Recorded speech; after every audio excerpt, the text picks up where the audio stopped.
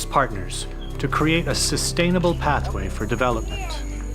Adik-adik yang kecil bilang, jangan potong ini, jangan tebang kayu itu karena guna untuk burung untuk bawa uang.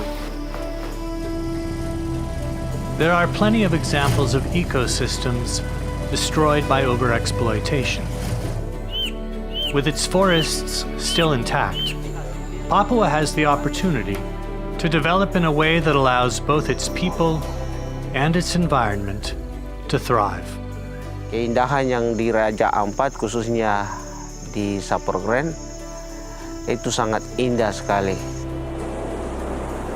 Recent successes in the marine environments of the Raja Ampat region of West Papua show that development and conservation can go hand in hand.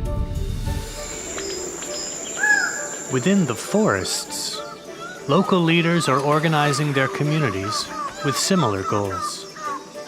Jadi yang guna untuk kita ada 3 hal yang lebih penting untuk kita. 1, hutan. 2, konservasi. 3, pariwisata. Yang penting kita jaga burung baik-baik.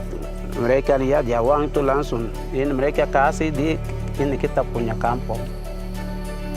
The forests, the birds, and the communities make this region unique and irreplaceable. Kalau hutan di Papua harus hancur, masyarakat di Papua itu sudah tidak punya apa-apa lagi. Jadi kehidupan mereka dan harta mereka itu adalah di hutan. As the lungs of the planet, tropical forests are an important buffer against our changing